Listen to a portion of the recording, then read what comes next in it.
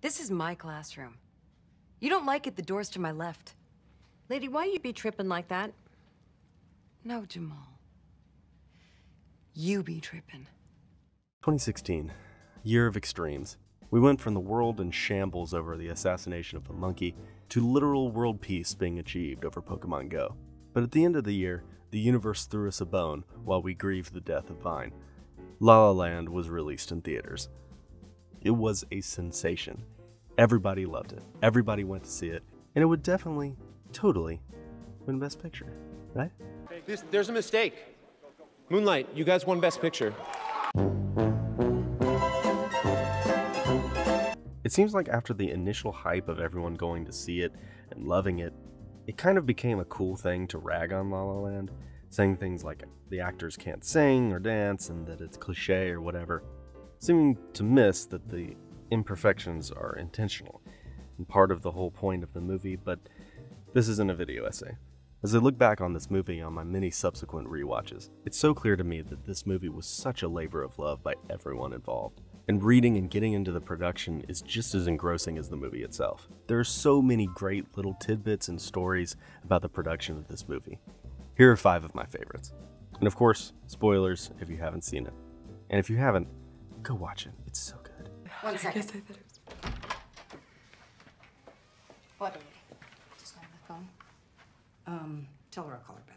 The audition scene where Emma Stone delivers a fantastic performance, but the casting director interrupts Mia's emotional reading to take a phone call, was actually inspired by one of Ryan Gosling's auditions in real life. Actors face a lot of rejection in casting calls, but sometimes you just get unlucky.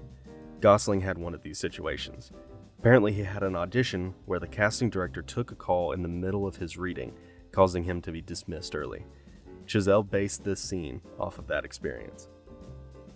Yeah, just tell us the story. You're a storyteller.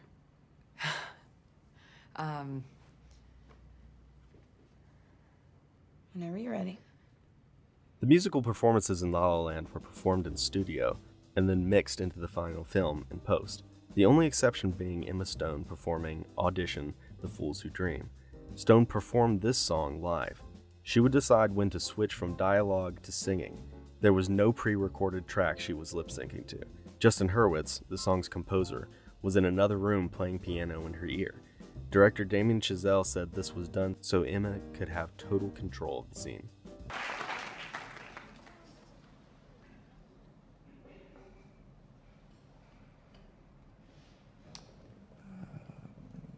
Welcome to Seb's. La La Land could have looked very different in the world of alternate casting. Damien Chazelle had initially written the role of Sebastian with Miles Teller in mind, who Chazelle had worked with in Whiplash. Emma Watson was then offered the role opposite him as Mia, but turned it down due to scheduling conflicts with Beauty and the Beast. Teller would then be dropped in favor of Gosling, who they felt fit the role better. Interestingly, Ryan Gosling turned down the role of Beast, opposite Emma Watson, in favor of appearing in La La Land.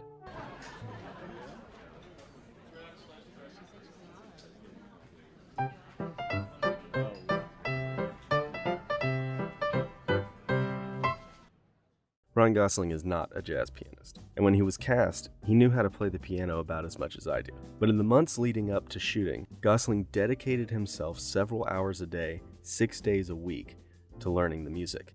His instructor said he wouldn't have time to learn to read music. He would have to learn and remember all the music by heart.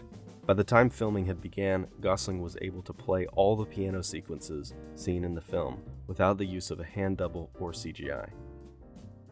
You're gonna get it. I really might not. Yes, you're you not are. disappointed. I know. I know these things. If we didn't get Whiplash, we wouldn't have gotten La La Land. Damien Chazelle and composer Justin Hurwitz came up with the idea of La La Land during their senior year at Harvard University in 2010, with Hurwitz writing the musical tracks and Chazelle on dialogue. Initially, they found 2 financial backers and a producer for a budget of $1 million. However, the demand for a lot of script changes, including dropping the bittersweet ending for a happy one, made the two decide to shelve the project. After Whiplash found success in 2014, though, the project was resurrected with the studio increasing the budget to $30 million. This allowed the filmmakers to afford the sequences they imagined, such as renting the Griffith Observatory and closing off a section of the LA freeway. What did you think of La La Land? Is it overrated, underrated, appropriately rated? Let me know in the comments. Don't forget to subscribe and hit the bell, and follow on my social media for more movie stuff. Thanks for watching.